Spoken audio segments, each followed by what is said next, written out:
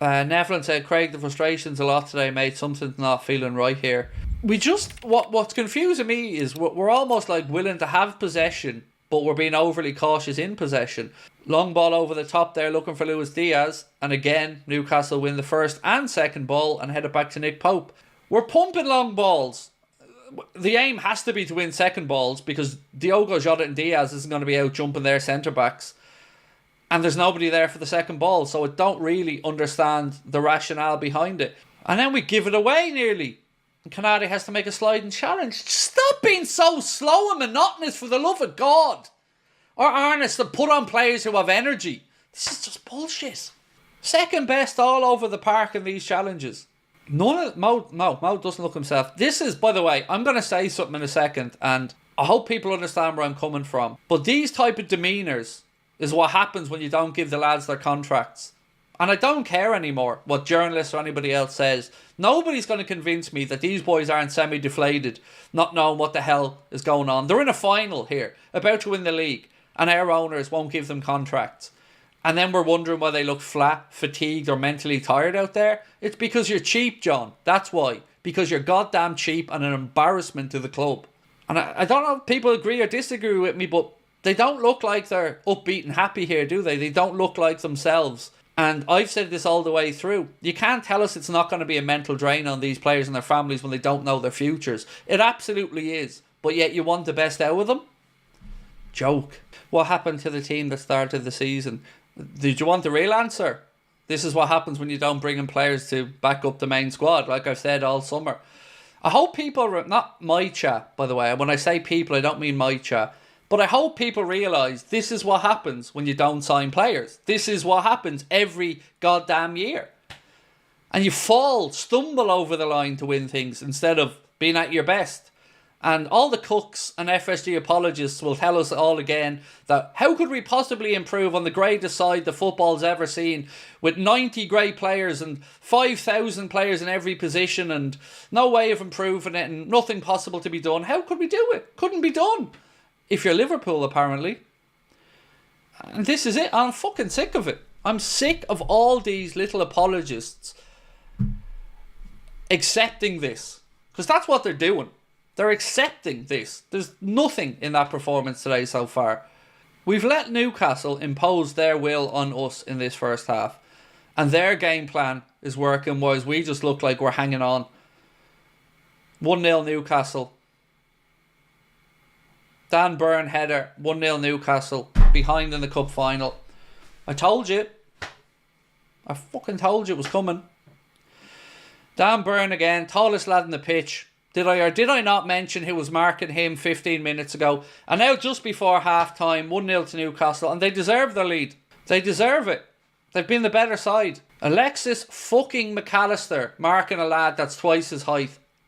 This is actually idiotic. This is actually idiotic.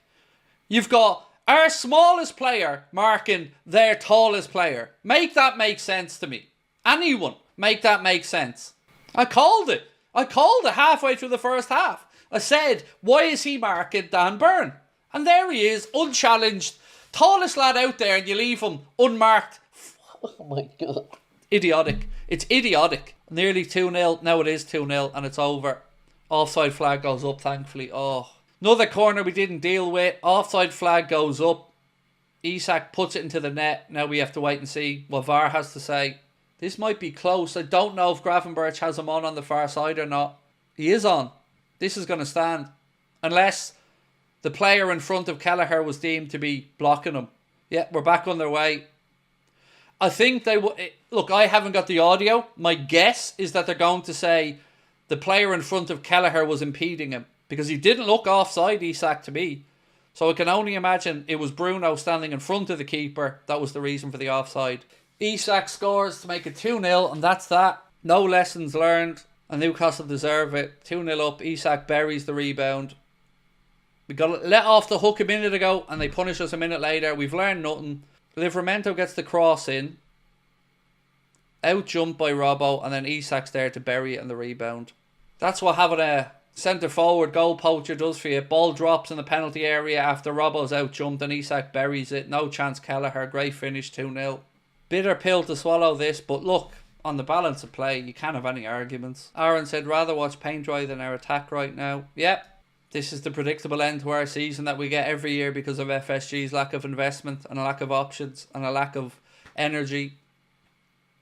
It's soul destroying to say it every year. It's soul destroying to hear the same complaints from fans every year go unanswered from the owners.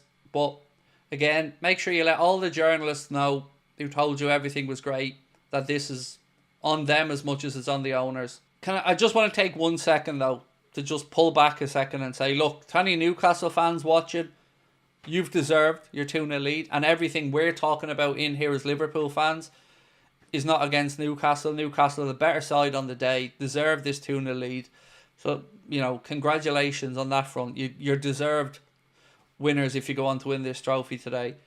So everything I'm talking about, I don't want to in any way belittle Newcastle's day because their team showed up and is doing the job. So fair play to Newcastle. But, you know, we have every right to be asking these questions as Liverpool fans as to how we're here yet again, where we're falling apart at the end of a season.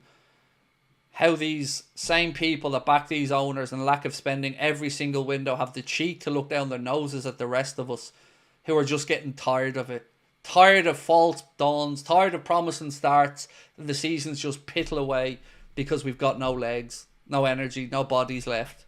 Well, remember, your Anfield Raps, your Red Men, your Echo journalists, your Lynches, all these other lads that are happy to keep taking the freebies and keep taking the interviews and keep taking the access. Remember, only one channel called this shit out. Only one. And it's the only one that doesn't get a sniff. Is it time for a Craig told you so? Mate, do you know what the really annoying part is though? I don't want to be saying that. I want to be wrong. I take zero fucking pleasure in saying that I was right. I'd much rather be wrong and celebrate with everybody. Yeah, Darwin can't even fucking kick the ball. Lads, Darwin swinging at thin air. Absolutely. Oh my God. Darwin can't even find the football with his foot. 3 swings there, Darwin. Swing and a miss, swing and a miss. Another one here now. Through. Goal. Flags up. Flags up. This will be close. I think he's on here, lads. I think he's on. He's on. Goal. 2-1. Onside. Goal. 2-1.